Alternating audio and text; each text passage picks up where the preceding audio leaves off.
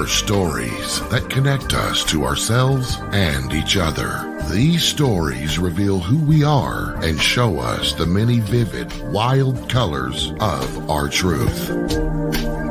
Welcome to Soul Wanderings, where we raise spiritual awareness and foster connections through these shared stories and personal experiences. And now, exclusively on KGRA Radio, I give you your host for Soul Wanderings Radio. Here's AJ.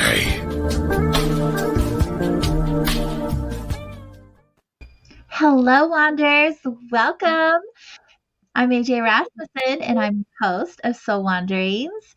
And I'm so happy to be back with you this week. We had a few little experiences the last 2 weeks that prevented me from spending time with you, and I have missed you so much. We are live on kgradb.com and over on video on the KGRA Facebook and YouTube pages. So I hope that you join us on one of those 3 platforms and hang out in the chat rooms. That's where you can ask the questions and hang out with other Wanderers, which I highly recommend you do. Good people are hanging out in that chat room, and I just adore seeing you all every week. Just a few quick things before we visit with our newest guest. Like I said, I've missed you guys the past couple of weeks. Last week was our usual time with Misty Rose, and the morning of our show, Misty had an experience that morning that made it so she was not able to share time with us that day. And I'm just asking that you all keep her and her family in your thoughts and prayers. If that is your thing, send her good healing energy and vibes. She could really use that extra love right now. And also, Forrest Rivers, a lot of you were disappointed we were not able to connect with him. We were going to talk about COVID as a spiritual awakening, and he had a wonky connection. So I just want you to know that we did reschedule him. He will be back with us in January because I am booked up until then. Unfortunately, we can't get him in earlier unless we have a cancellation or something, but stay tuned. I know it's months away, but I know it will be a good show, and I'm really looking forward to having that conversation, and I'm sure a lot of you are because the messages that I've received, and thanks for that. If you're wanting to send me anything, even your experiences, thoughts of the day, whatever that looks like, you can email me at connect@soulwanderings.com. I love receiving emails, and in fact, I just have to say one of our listeners who's consistently showing up in chat and supporting the show, Blue, you sent me some emails lately that are so in depth, and I just want to say thank you for taking the time to do that.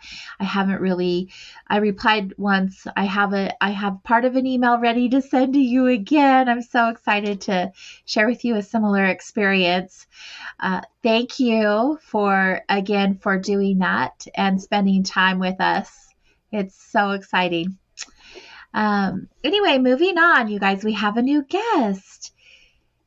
Tonight we get to wander with Elle, and she is a #1 international best-selling author and twin flame and ascension expert who helps people overcome fear, pain, and self-sabotaging limitations. And that's in order to guide them toward their true nature and bliss and perpetual happiness. Sounds so good. Tonight, she is here to reveal to us insights from Twin Flames Exposed, why most of what you think you know about twin flames isn't true, and how understanding the truth is the key to being with your true twin flame in this lifetime. Elle, hello. Welcome to Soul Wanderings. Hey, AJ. So nice to be here. Thank you so much for having me. That's quite a title. That's a mouthful. Yes, the subtitle is pretty big. I feel like I kind of have to explain what it means, though, what Twin Flames Exposed is about and why I wrote it. Oh, absolutely. We would like to know that for sure. And when we get more into the book, let's deep dive into that. But first, very short introduction because I like you to tell us more about yourself from your own words. Do you mind doing that with us? Sure. No, that's perfectly fine. Thank you. Well, I am a twin flame and ascension teacher and coach and writer.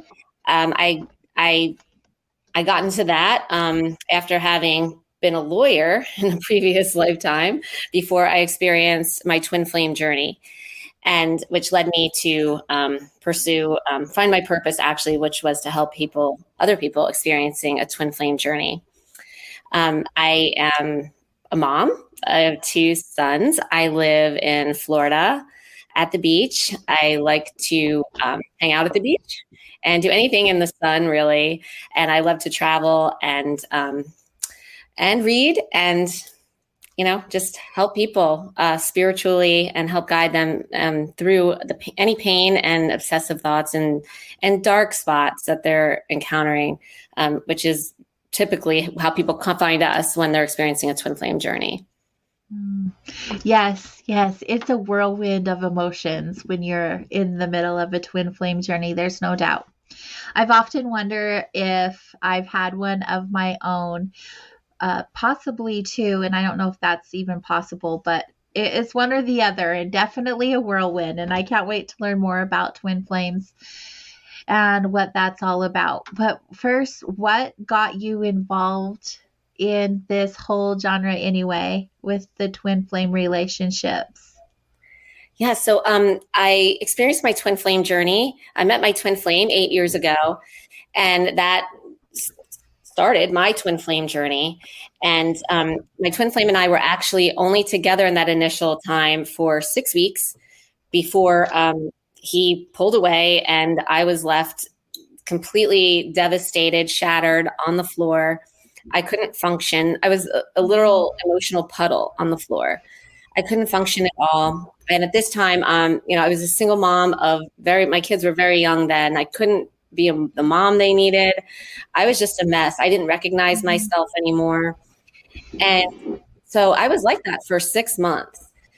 And I had, sought the help of, therapists. I sought the help of spiritual advisors, readers, a voodoo mambo even. Wow. So many. I went through like 13 different people just looking for help. And back then, believe it or not, even in the spiritual circles, twin flames wasn't really a mainstream. It wasn't a thing. Mm-hmm. No one mentioned it to me until 6 months in when I called a call-in psychic hotline. And I was speaking with someone, desperate, please help me. And that psychic told me, mentioned twin flames. And that's the first time I had ever heard of it. So I Googled it, which brought up at the time only 2 things on Google about twin flames, believe it or not. Now, there's pages and pages and pages. Yeah. But the first thing that came up was this lady in Australia named Leora. And I clicked on her website and I booked sessions with her right away. And she became my teacher, my mentor. She saved my life. Within 2 weeks of working with her, after 6 months of not being able to function, I was fully functional again. I was actually happy after like a month of working with her. And in 3 months of working with her, I magnetized my twin flame back. So, she just saved my life. And so I worked with her still though for 2 years, just because a twin flame journey is part of the spiritual ascension process. And so working with her, I got to learn even more about spiritual ascension beyond even the twin flame journey and how it all related and stuff, which was just very interesting to me. And then she passed on about 2 years, almost to the day when I started working with her. And, I just, I realized that, there's other people out there that must be going through what I went through. And if she's no longer here to help them, what would they do? And so that's why I wrote Twin Flames Exposed. It was I just decided to write one book, put it out there, and just hopefully like it would resonate with someone and try to dispel some of the myths and misconceptions that are out there about twin flames. And so I did that. And then people just started coming to me, asking me to help them, hitting me up, asking me to coach them and mentor them and teach them. And that wasn't part of my initial plan, but just, it was an influx of people. So I couldn't turn them away. So I quickly, learned how to teach them and coach them. And so that's really how I embarked on this. Where there's a need. Yeah, well, they say you don't find your purpose finds you. And in this case, I can vouch for that. Yeah, absolutely. I agree with that. Twin flames is a really big topic, and there is more information out there, most definitely, but there are still so many questions. Don't you feel like that's still true, even knowing as much as you do now? Yes. And to make matters even more confusing, most of the information out there, like 99% of it, is either misconstrued or myths or just completely made up or something. It's not very helpful at all. And to people who are on the journey, because what that misinformation actually does, believe it or not, is it exacerbates the pain, and it exacerbates the it delays getting back together with the twin flame, if that's what people experiencing the twin flame journey wish to do. Yeah. That's a whole other adventure right there. I'm sure we'll get to that. Sure. How do you debunk what is real and what isn't real when it comes to a twin flame experience? Well, just basically the truth that my teacher imparted to me and taught me. And, what she did worked. It worked very quickly and very effectively for me, and it saved my life. And so, I have full 100%, faith and trust and belief in what she taught to me.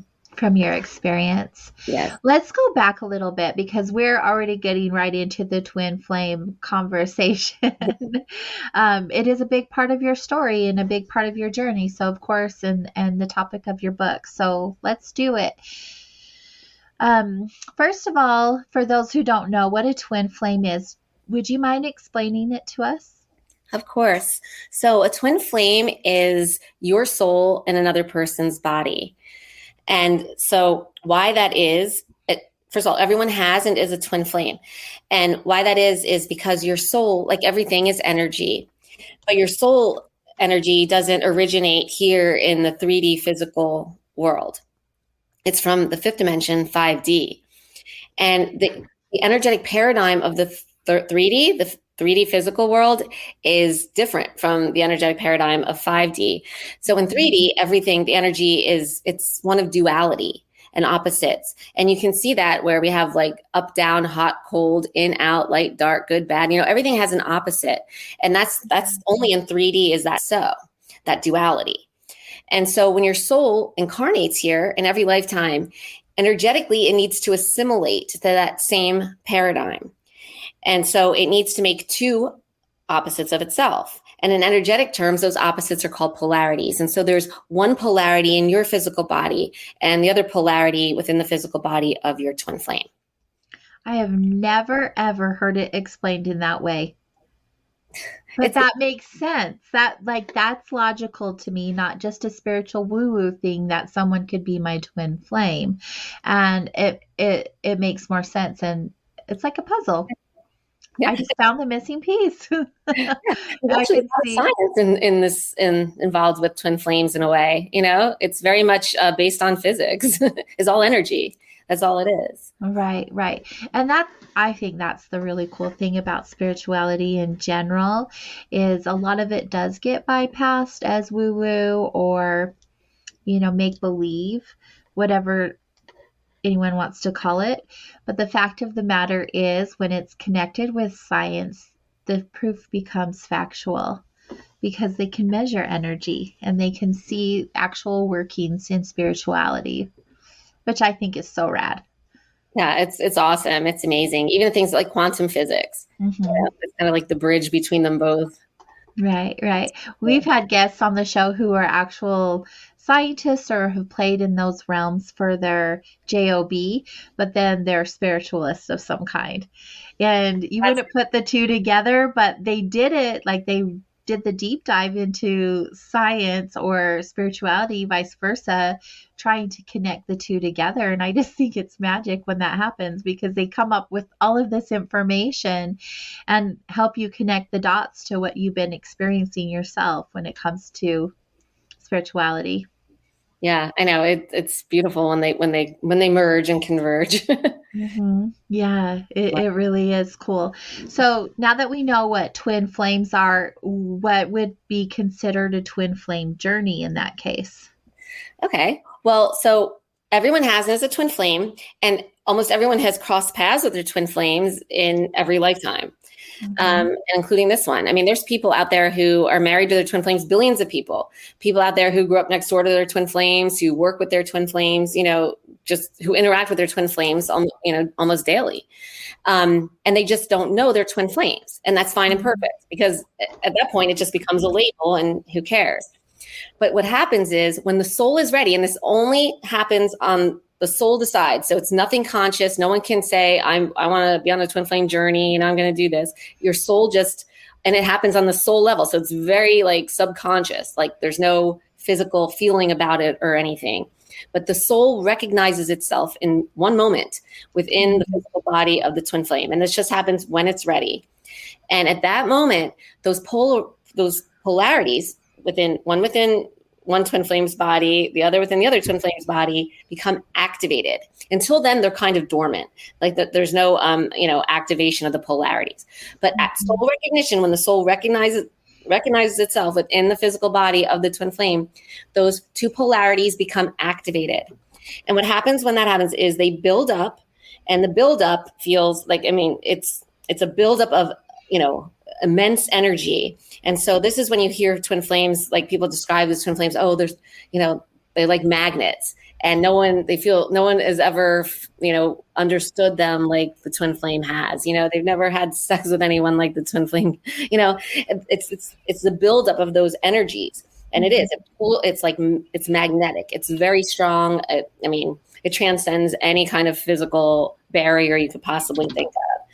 But then it reaches a tipping point. And at the tipping point, that's when the polarities actually start manifesting physically. And how they manifest is a push-pull action. So one twin flame's polarity pushes, while the other twin flame's polarity pulls. And one pushes and one pulls in tandem. So if you can see, these are the two physical bodies, one pushing, one pulling. It's almost impossible for them to remain physically together for any, substantial amount of time with this polarity action going on. How is that any different than, for example, like a deeply lustful connection?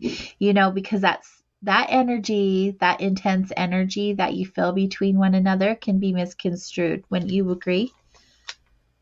Yes, it can be misconstrued, but that's why, the way you can tell if you're on a twin flame journey and any other kind of relationship is not where most people, if you like Google signs you're on a twin flame journey or whatever, it'll come up the things I was talking about. Oh, you've never felt so close with anyone before. No one gets you like that. The sex isn't, stuff like that. But no, actually the signs to know that you're on a twin flame journey happen once the tipping point has been reached and the polarities start manifesting. Because when that happens, what's really unique to twin flames rather than other relationships is that, first of all, the twin flames, that push-pull energy is fear-based energy. All duality, the whole energy of the third dimension, the physical world, is fear-based. That's what duality is. It's fear, because it gives you the illusion of being apart and separate from everything, when really everything is interconnected energetically, right? And especially twin flames are the same exact energetic vibration that they share with no one and nothing else in the entire history of the cosmos. So, so that fear-based energy also controls the mind. The mind is also of the 3D physical world. And so with twin flames, when that happens, first of all, you're totally obsessed. The push twin flame becomes completely obsessed with the pull twin flame. Like they're addicted. It's an addictive energy, and they're almost addicted to that that physical form of their twin flame. Meanwhile, the other twin flame, the pull twin flame, has the same addictive urges that it wants to satisfy, but because the energy is so strong and pulling them away from their twin flame, they have to try to satisfy it in any other way, shape, form they can. And, anything can be addictive, from other relationships to, obviously alcohol, drugs, sex, work, eating, gambling, anything, shopping, really anything. Right. There's the obsession. That's one of the signs. Another sign is there's a pain. It's called core wound pain. And it occurs either in the heart, solar plexus, or sacral chakra. And it's on a spectrum. There's a degree of the pain. So it can vary anywhere from a twinging, fluttering, clenching type feeling, all the way to feeling like you've been completely disemboweled. That's where I was. I was on that end of the spectrum, and anywhere in between. But it's some kind of, you feel it in your heart, solar plexus, or sacral chakra. And that's the chakra, that's the place of your body where this push energy of yours enters and leaves your body. So that's the other sign. And the third sign is absolute doubt. Doubt is fear.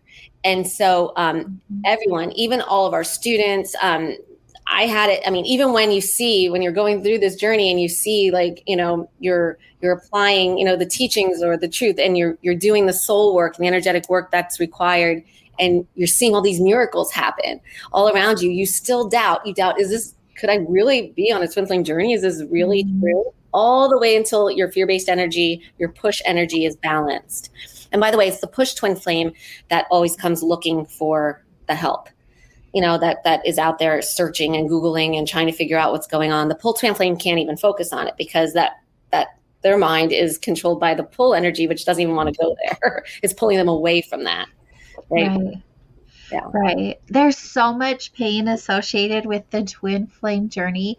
You explained curling up in a ball and just really feeling disemboweled. It physically, emotionally, mentally is painful, and I've never really understood why the depths of those feelings are so big when it comes to a twin flame relationship. Do you know why that is?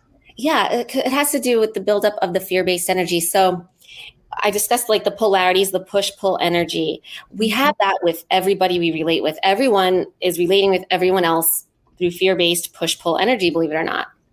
But the difference with everyone else is the resonance isn't exact. With the twin flame, it's exact resonance because they share your exact soul. And your soul is what? It's energy. So it's a frequency of vibration. And so you share that exact same frequency. And so when you meet that and you feel that, it's just so much more intense on every level, from the good to the bad, the high to the low.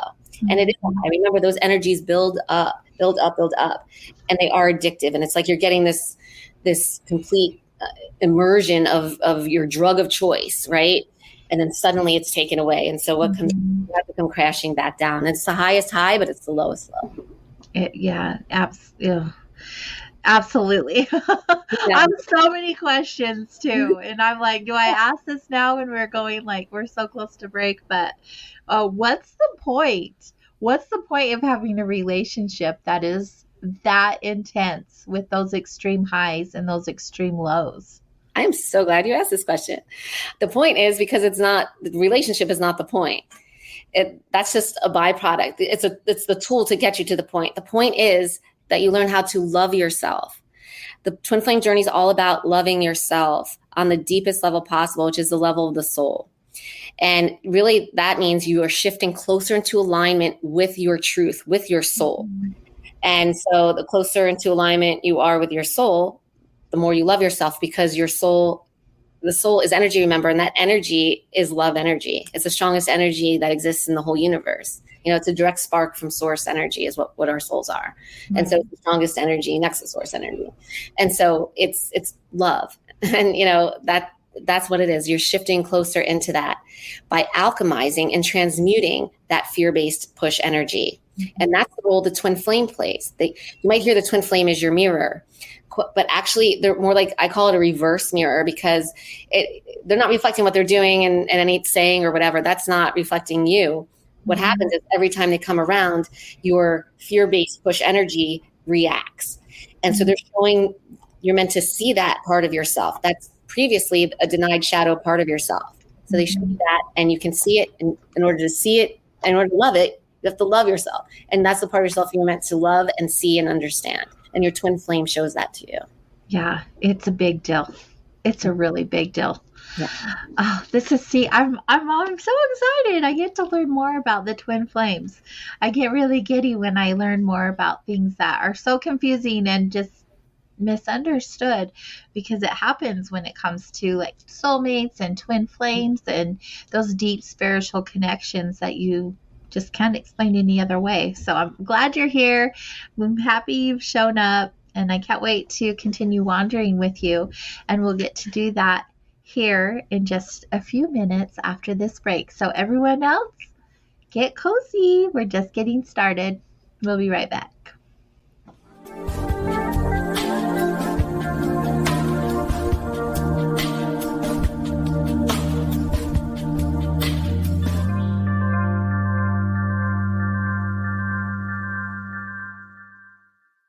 Hey members, the new KGRA-DB app is now available on iOS and Android devices. Gain on-demand access to any KGRA-DB programming. Download any show directly to your mobile device to listen or watch on the go. Go to the App Store and search KGRA-DB.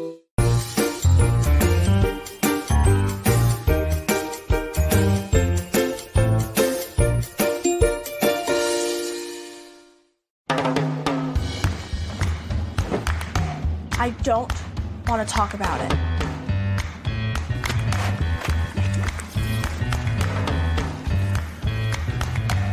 I don't want to talk about it.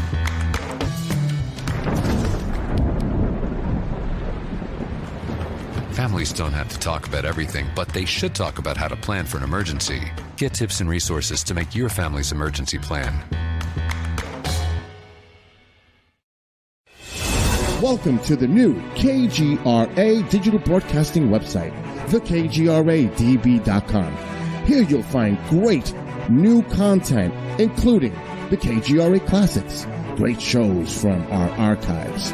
You'll be able to see the show times and information so you can see what show is currently on air.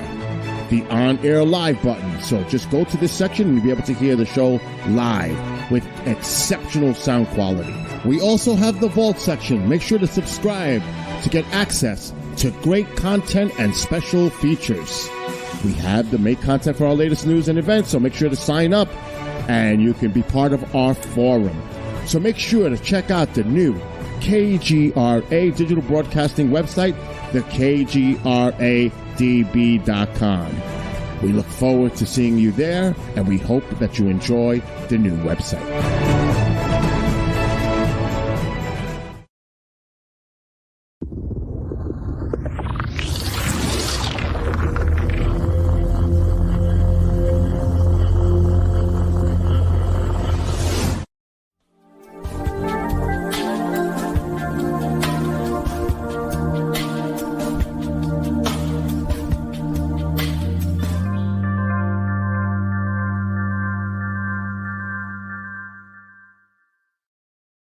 Hi Wanderers, welcome back. You're listening to Soul Wanderings, and we are played on KGRADB.com as well as Facebook and YouTube on the KGRA pages. Thank you for being here. Tonight we are hanging out with Elle Hari. She's our guest tonight, and she's teaching us all about twin flames. She wrote a book called Twin Flames Exposed: Why Most of What You Think You Know About Twin Flames Isn't True, and How Understanding the Truth is the Key to Being with Your Twin Flame in This Lifetime. I love the cover. Thank you. It catches your eye, that's for sure. Check out that cover. And thank you, Bill, for throwing that on there for us. So good. So, twin flames. I don't think people understand there's still so much to learn. Questions, you guys, if you have any questions, pop them in the chat rooms. You can do that over on YouTube if you are watching us live. on the KGRA DB page, also over on Facebook, same page, because we're hanging out on KGRA. Good stuff. So twin flames, you were talking just before the break how the twin flame is your mirror. Can you dive into that a little bit more? Because I'm not sure if that makes a lot of sense just by saying the twin flame is your mirror. Like, what does that mean in a spiritual relationship? Well, I mean, I don't say they're your mirror. I say they're your reverse mirror. Remember, they show you that part of yourself. Right.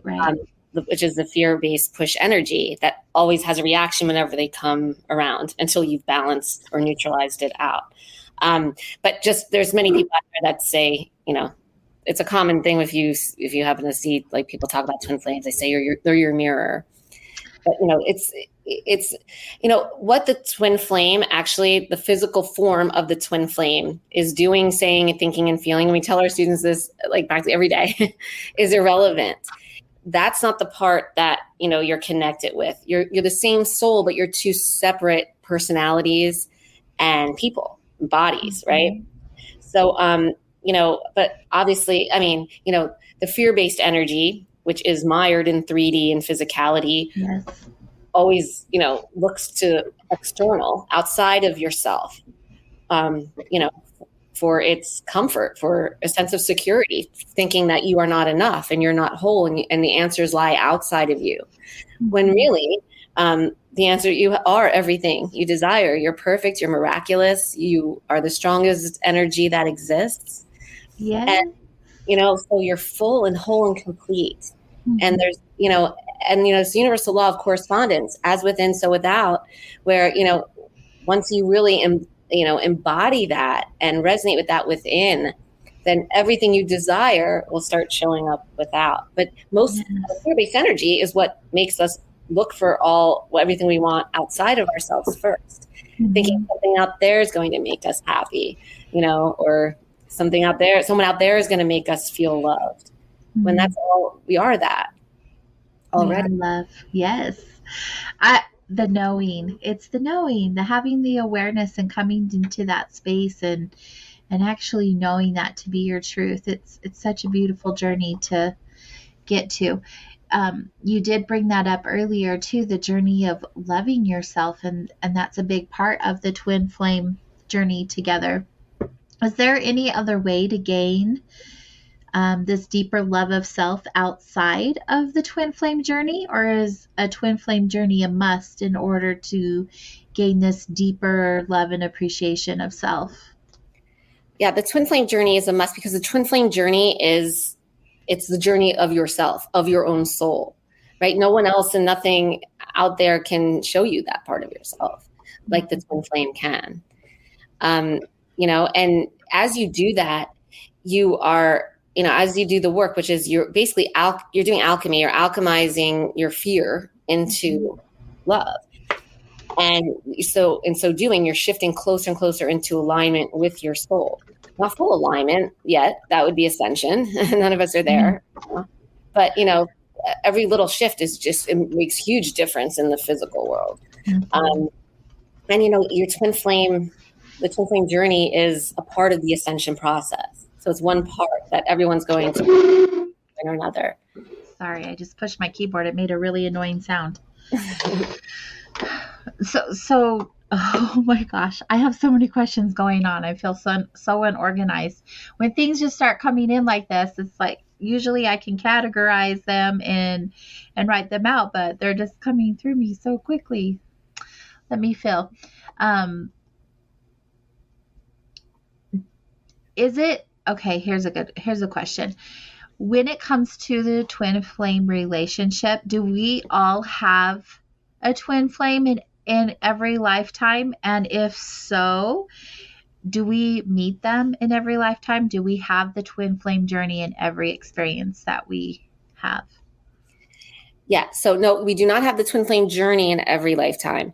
The level of human consciousness is just now with the dawning of the new golden age, has just now kind of reached the level where more and more people are awakening every day to the twin flame journey. But no, in our previous lifetimes, we didn't have the twin flame journey, But yes, you had a twin flame in every lifetime. You most likely at least crossed paths with your twin flame in every lifetime, if not had, a full blown, some type of relationship with them.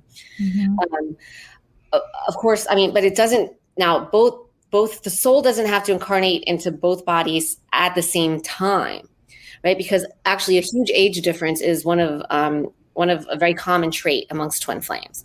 Oh, really? Yeah. So actually any kind of physical trait that might make or break other relationships is a very common thing with twin flames. Or, like age differences, or like, say, different religions, different races, same genders, if neither one has, been gay before, stuff like that. Long distance, living on other ends of the world. And it just shows that there's no physical boundary or barrier that can prevent, your soul from itself. But so just in this lifetime, the souls are starting to have soul recognition, because that's just where the level of human consciousness is now. Mm-hmm. Yeah. So it's not as rare as it used to be. No, not at all. There's more of an awareness. Oh, yes. Since 8 years since I had my journey, it's just blown up. It's just, yeah. You brought up your journey earlier, the agonizing part of it all. But how did you know you met your twin flame? Well, I didn't. I was on the floor in a puddle for 6 months. Right, in the beginning, but afterwards you knew that was your twin flame, right? Because when the twin flame concept was shared with you, then you understood what was taking place. But I guess this would be a more generalized question for me or anyone else who are wondering, like, how do you know you've met your twin flame? Like, you were going through all of that physical and emotional pain. Right. How would you know that was any different than any other breakup? I never was that way ever in any other breakup. And I just gotten out of a very long, contentious divorce at that point as well. And I've never been floored like that over anything. I've never been obsessive like that. The obsessiveness of the push twin flame onto the pull twin flame is so strong. You just do think you act out of character, like you can't even believe that you would do those things, drive past their house constantly, or, stalk whoever they might be dating online. Like, it's just, it sounds crazy. And I wasn't that person. I was never like that before. And so I didn't recognize myself. And that was really the scariest part. I didn't recognize myself. I didn't know who I was. What is going on? And, in my particular situation, and everyone's journey, the way it plays out physically is unique and individual. So it's different. Everyone's is completely as different as every person is, every fingerprint is. But what's going on the soul level is exactly the same. But on my journey, like, I was only with him. He's 16 and a half years younger than me. At that point, we were only together for 6 weeks. And, and then all of a sudden I'm like crazy and psycho. It just didn't make sense to me. And there was nothing I could do to get over the pain. I tried everything. I had like someone cut the cord, and you can't cut the cord with your twin flame, because how do you cut the cord with yourself and your soul? You can't. Yeah. You just can't move on. I just couldn't. There was nothing I could do. You can't ignore it. You can't just say, I'm going to move on. It doesn't. Your soul will not allow it, because your soul's ready. And this is not about having a physical relationship with your twin flame. Yes, that's a catalyst. Yes, that is an amazing byproduct once you get the energies, straight. But that's not what this journey is about. This is your soul wanting you to love it yourself. And it really is a beautiful concept, or even experience, if this is something that you believe in. At the end, if that is the result, right? The actual getting to the part of loving self. Yes, of course. Yeah. And it has to be the result. That's what happens. At least how we teach our students to do that, that's what happens. They love themselves even more. And they get to the point where, at least regarding the twin flame and twin flame journey, They have no longer obsessive. They have no longer, yearning to be with their twin flame. You get to a state where I call it meh, but it's not like meh, like, oh, whatever, I'm over it. It's meh, like just, I'm good. I'm perfect. Like whether my twin flame is right next to me physically or they're halfway across the world or we're in a relationship or not, or whatever they're doing, it doesn't affect, you don't have a reaction anymore. Mm-hmm. Yeah. Well, how do you know that your twin flame relationship has come into completion, even when you're not having those intense emotions, even though you've come to a place of loving self? How do you know that it's complete? Because there's always going to be that connection, wouldn't there be? Or is it ever complete? Is it something, because I know this is from my experience. I'm not making any sense with questions because my brain is going. So let me be more clear. Twin flame relationships, from what I've seen and what I feel like I may have experienced, they're in your life for a really intense moment of time and then they're gone. Or they're in and out, in and out, in and out. That's exactly right. Yes. The two dynamics. Yeah. And so how do you know when that journey has come to completion? Or does it ever? No, it doesn't. Well, first of all, those two dynamics you described, that's exactly true. Either the twin flames, one of them ghosts and they're gone, disappear, or they're in this back and forth push-pull relating dynamic. But see, once you do the soul work and the alchemy, that stops the push and the pull, right? Because the push is the one that is usually doing the work, and they are, alchemizing. They're stopping the push. They're balancing out the push fear-based energy. So once they balance that out, there's no longer any push. Therefore, there can't be any pull. Because remember, it's duality, and by definition, duality must be two. So it takes only one twin flame to balance out the push-pull for both twin flames. And so once that happens, then the soul can bring its two physical bodies together again without, the push-pull going on. And so in terms of the physical relating aspect, that's generally where you get to, it's a process though. It's not just like one and done. The whole point of this is to see more and more of yourself, as much of yourself as you can. And so every time the more of yourself you see, that's more push energy coming up.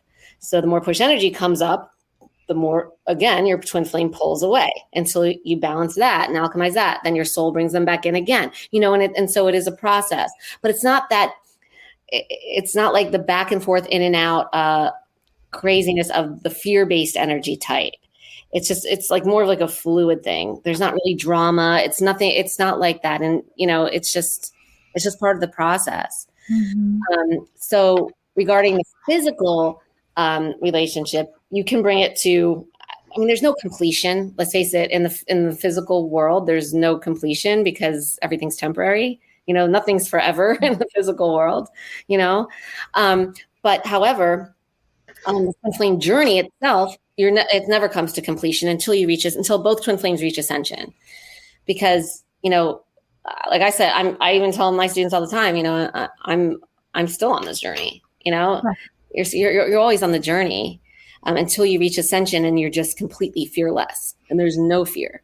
Mm-hmm. You have no fear regarding your twin flame and the twin flame journey, but you still have fear-based energy regarding everything and everyone else in your life. Right. And so that's why, you're not complete with it. And any time, my fear-based push energy is now dormant, I say, but it's never gone until you reach ascension. So at any time, who's to say it doesn't wake back up, and start pushing out again towards my twin flame. Right. I'm very conscious of it, so it doesn't, but you never, I can't say never, right? Right. Never say never. Never say never. Can that still happen even if your twin flame isn't currently in your life? Can you still have that push-pull feeling with them? Oh yeah. Well, one of the twin flame would have the push, and then the pull twin flame would have the pull. Right. Yeah. I just meant like for either one. That's why I said the push-pull, because Oh, see, I'm so curious about this, just for my own sake, because I'm sitting here thinking about this dynamic that I've had in my lifetime with an individual that has been in and out, in and out. And every time it's in, it's so super intense. But recently, I would say our last connection a year ago, we had a lot of closure and a lot of healing, and whoo, did we learn stuff about ourselves, right? And it was so beautiful. And even coming into that place of loving self, it was a major step towards that direction for both of us. And I've had intense connections like that before. So is it possible you could have more than one twin flame?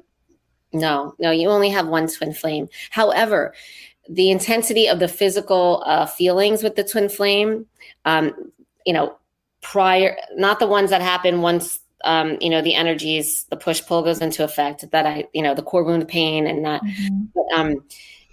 the closeness, the feeling like you resonate with them really strong, that can all happen with a close resonant soulmate.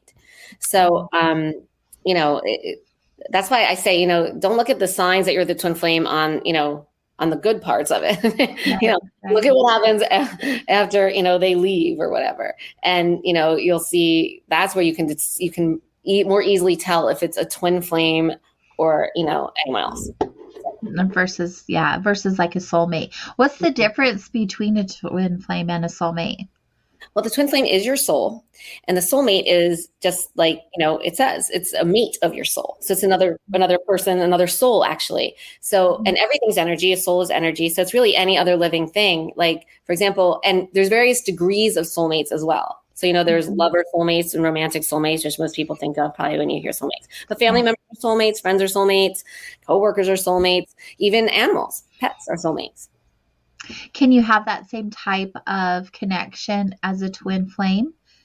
Or is it always romantic? Is it always a passionate connection?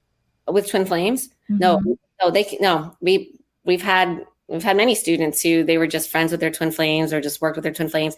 And very common actually is them just meeting online in like chat rooms and stuff, and they live on opposite ends of the world. And so they never even meet each other in person. But that the energy, the soul energy is that strong that, like I said before, there's no physical barrier that could ever stop the soul.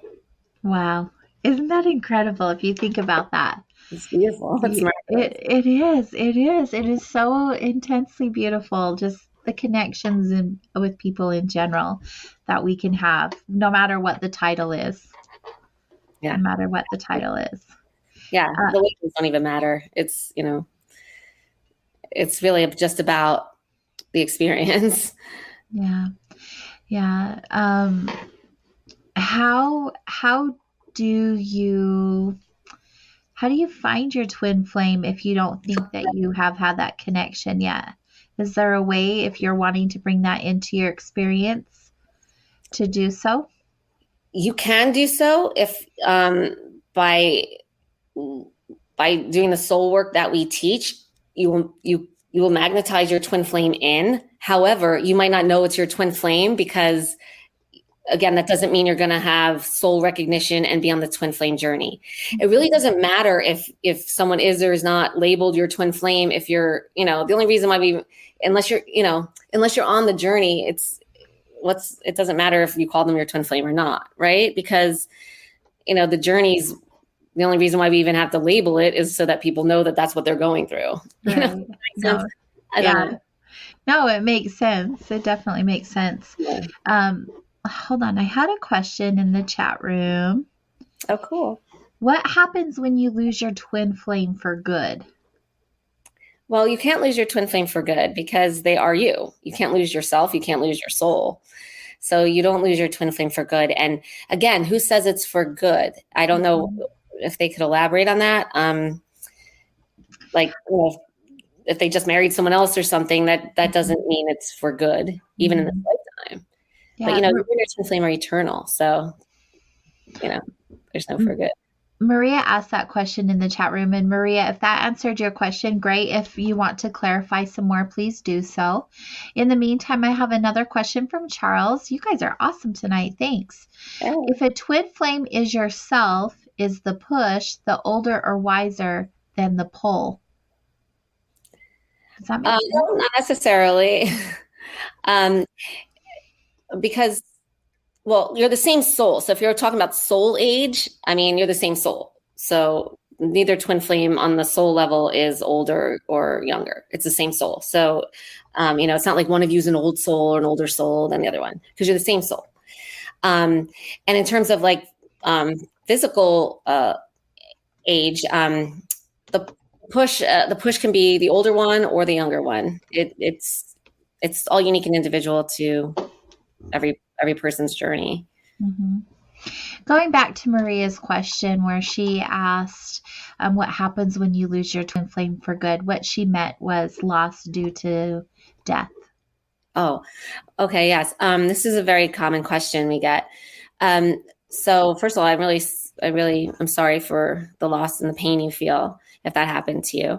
But you have to know that you never lost them either, because again, they're your soul.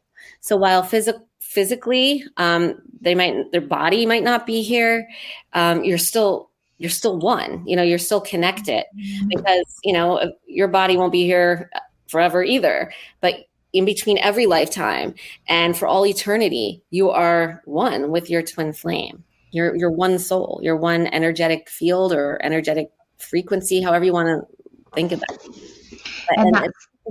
I'm sorry. No, that's fine. That's the same with every incarnation as well. You'll always have the same. Yes. Wow, that's crazy to think about, that you connect with that other part of yourself in every experience that you have. Yeah. But I wanted to say though, that doesn't mean if you were on a twin flame journey and you lost your twin flame and, you're feeling the loss, you can still do the same work that people do when their twin flame is still here, because really that's what you're meant to do with that journey. It's not about coming together physically. Yes, that is a byproduct that could happen. But, we have half our students, when they get to that point, they choose to be in other relationships, because first of all, it's more normal feeling of a relationship. You can't have that same type of relationship with your twin flame anymore once you're on the journey, if you want to stay, have any kind of sustained relating experience with them, because there's no fear-based energy. With everyone else, there's fear-based energy, so it feels different. All those romantic, passionate things, the butterflies, the excitement, not saying you can't feel excitement, but that whole romantic, butterfly type feeling, the way you interact with people, you have lovers, spats and quarrels, makeup, that kind of stuff. You can't do that with your twin flame, because that's all fear-based energy. And as soon as that comes back in, you won't even be able to be physically together in the same area, in the same vicinity, So, the whole thing you would want to do though is still, do the energetic work that's necessary, and that will help you overcome your grief, your sense of loss, help you feel fulfilled. And then you will really feel connected. You will believe, you will know that your twin flame isn't gone. They are right here. And it's amazing, that feeling. How can they go about doing the work without their twin flame? What are ways that they can do that? It's focusing in on yourself and identifying your energy and alchemizing it. And you don't need your twin flame there to do that. I mean, everyone in our Magnetize Your Twin Flame coaching program, which is the initial program that people come into, they do it without their twin flame there. I mean, that's just how we do it. Mm-hmm. The twin flame isn't there because either the twin flame has ghosted them already, or, the twin flame is in and out. And usually the soul just works it out where the twin flame usually, does stay away, to give yourself time and space to focus on yourself. That makes complete sense.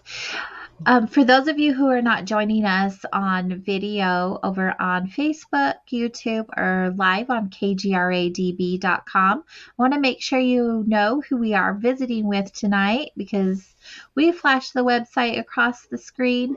And for those of you who can't see, make sure you visit bewithyourtwinflame.com. This is Elle's website, and on her website, you'll be able to see all kinds of good stuff. Elle has been around lots of places, lots of interviews.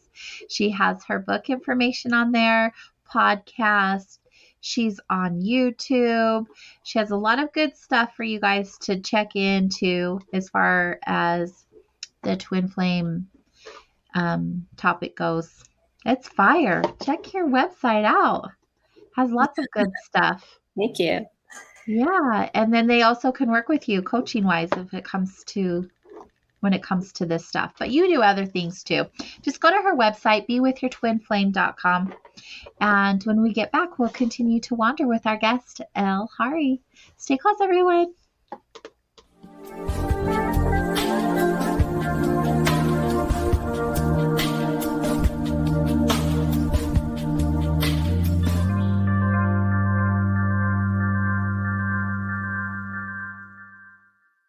Hey members, the new KGRA-DB app is now available on iOS and Android devices. Gain on-demand access to any KGRA-DB programming. Download any show directly to your mobile device to listen or watch on the go. Go to the App Store and search KGRA-DB.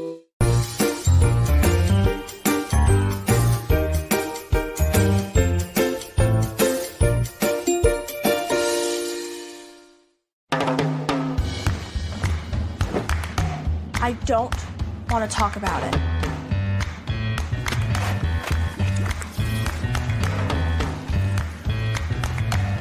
I don't want to talk about it.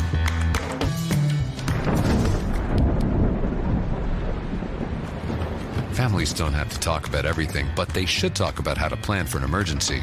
Get tips and resources to make your family's emergency plan. Welcome to the new KGRA digital broadcasting website, thekgradb.com. Here you'll find great new content, including the KGRA Classics, great shows from our archives. You'll be able to see the show times and information so you can see what show is currently on air. The on-air live button. So just go to this section and you'll be able to hear the show live with exceptional sound quality. We also have the Vault section. Make sure to subscribe to get access to great content and special features. We have the make content for our latest news and events, so make sure to sign up and you can be part of our forum. So make sure to check out the new KGRA digital broadcasting website, thekgradb.com. We look forward to seeing you there, and we hope that you enjoy the new website.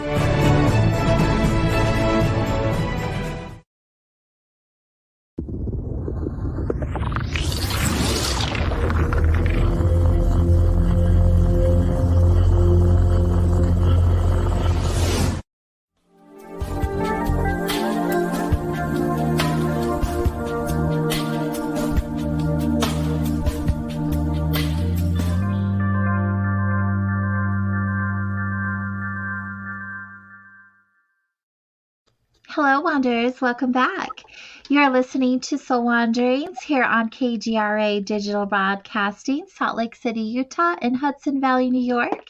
And if you guys have not gone over to KGRADB.com and checked out the members area, I highly recommend you do so. You can use my promo code, which allows you to receive 30% off your annual membership. Or I have one for monthly as well. And once you're in, you'll be able to have exclusive access to all of the KGRA audio and video archives. And there's a bunch of other things on there, like live video footage from conferences, interviews that aren't happening live for you here to see, and all different kinds of stuff. So I highly recommend you go over there, and you can use Wander, and that will allow you to receive a discount for your monthly membership.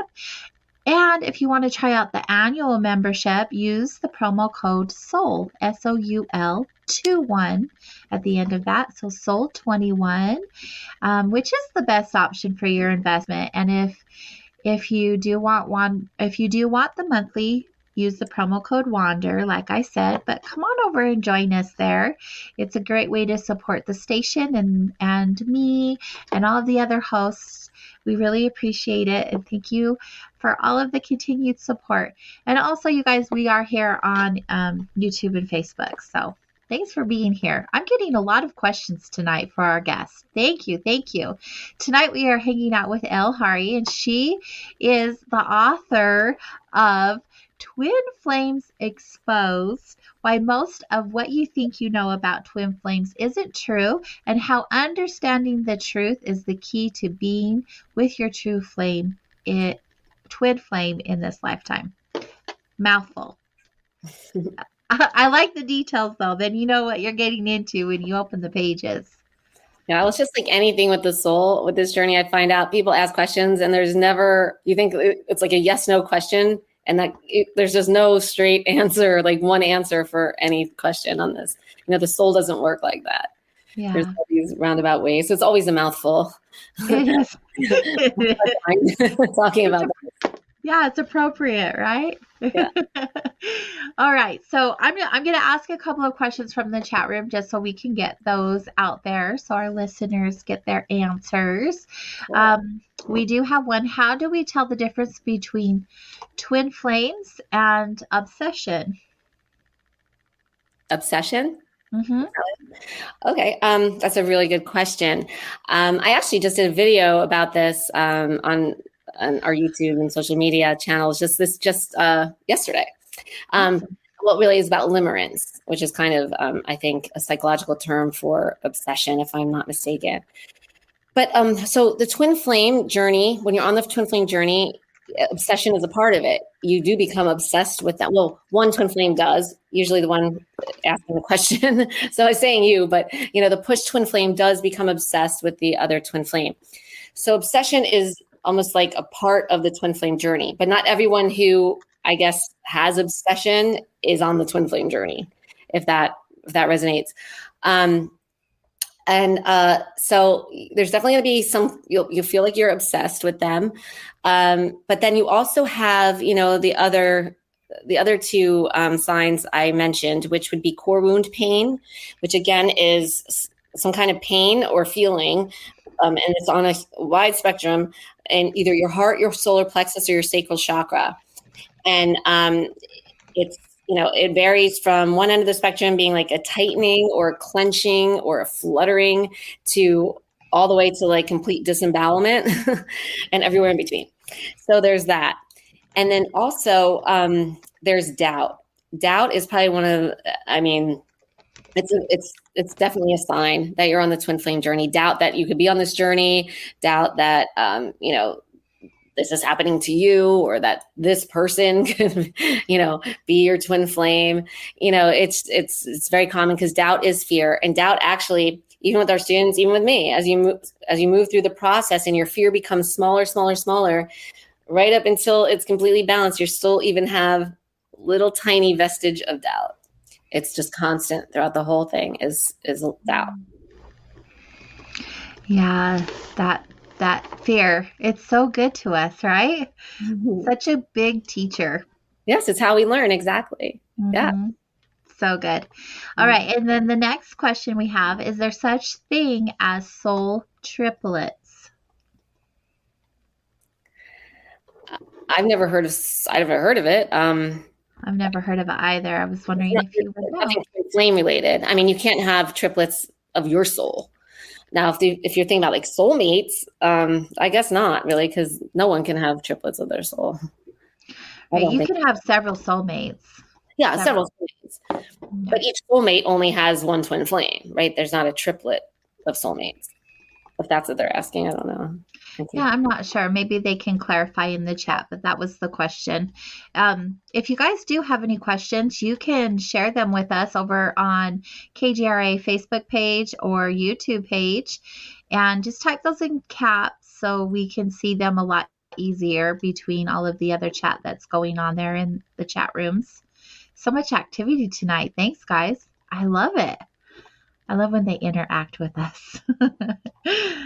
Usually they have conversations about all these other things, and they're listening because they'll pitch in every now and then, but I love it when they do the questions. Let's see. When it comes to the twin flame journey, are there different stages that you go through, or is it all extremely intense? And I was about to say painful because it feels painful to me. And that is a question. And then to follow up with that, twin flame relationships always look so toxic because you are doing, these deep inner workings and healings in the process. So to follow up with that, are they always so toxic looking, or? Okay, so great questions. First of all, the first question was, is there stages of the twin flame journey? Mm-hmm. No, there are not. That's a big misconception. You'll find that there are people that say that, and you have to go through, certain things like, there's a runner and a chaser and a separation phase and like all these other things. And that's not true at all. The soul doesn't work in stages or phases. The soul is not linear. The soul isn't chronological. The soul's a big everywhere all at once. It's infinite in every direction, right? So there's no set anything.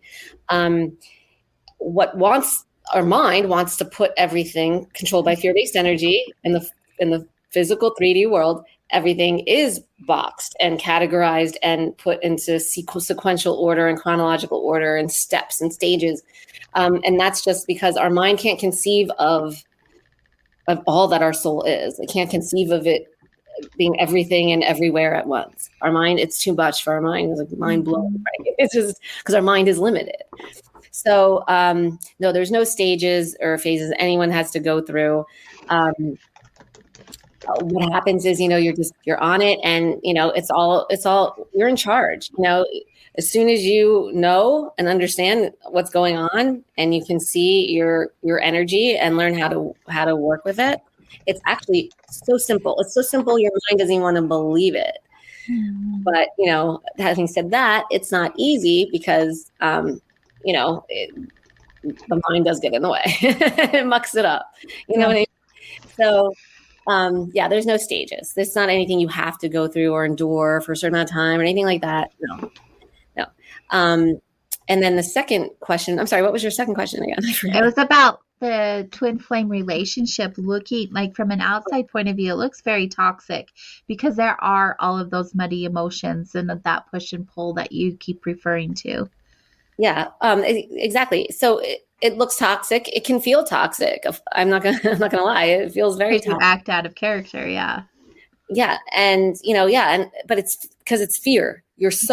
You're more mired in fear-based energy than you are on a twin flame journey than you are with anything else, because it's your own fear-based energy reacting to your own fear-based energy. And it's just, like we said, it's more intense with the twin flame than anything else.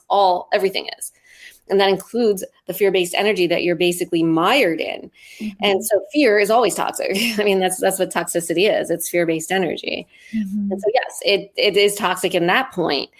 However, you get this question a lot all the time, like, what's the difference between your twin flame and a narcissist? Or people are always, thinking my twin flame's a narcissist. Like, how could they keep doing this to me?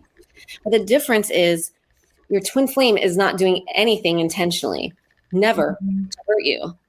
In fact, when you think, oh, they left me and moved in with someone else and are already dating someone else, obviously they think that's going to hurt me, but they can't think that. They can't even think about or focus on what it's doing to you. Remember, that pull energy is pulling their focus away from you, and it's strong energy, and it's not intentional.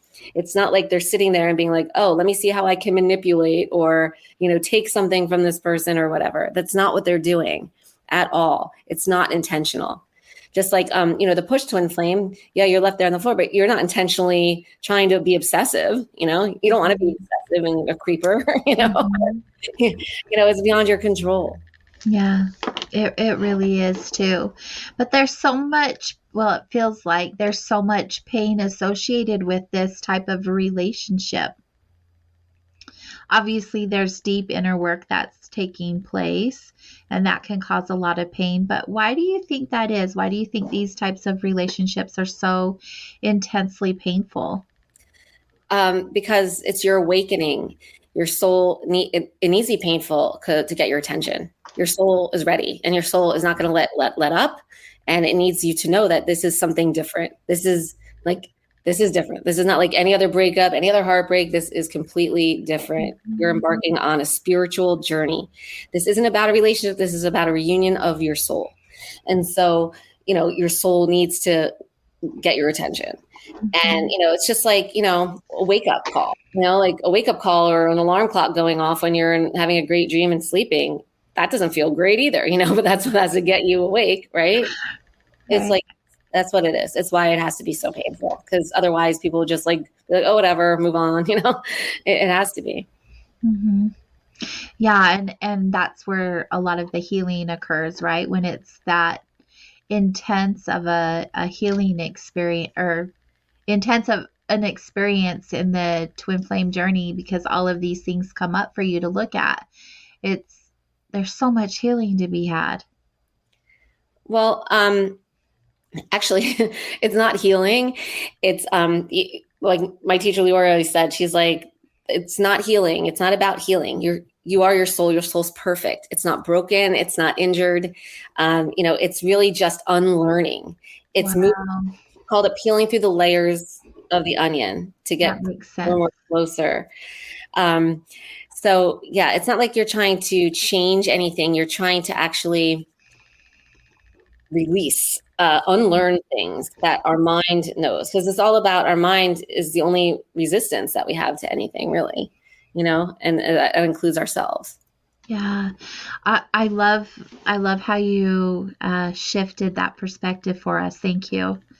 It feels like when you're doing the work that you are working on healing yourself, those parts of you that aren't in alignment. And so looking at it from that point of view feels more in alignment than how I explained it. Thank you. I like that. That feels warm and fuzzy. So you've worked with, I imagine, hundreds of people at this point, because you've been at this for quite some time. Do you have any experiences that stand out to you that are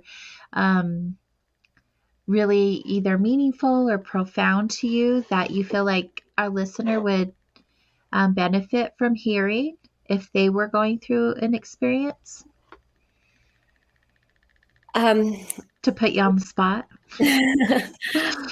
There's just, for every student has a different experience, because of the way it plays out physically, but just the way, what's going on the level of the soul, on the soul level, which is the only thing we meant to pay attention to on this whole journey, is exactly the same.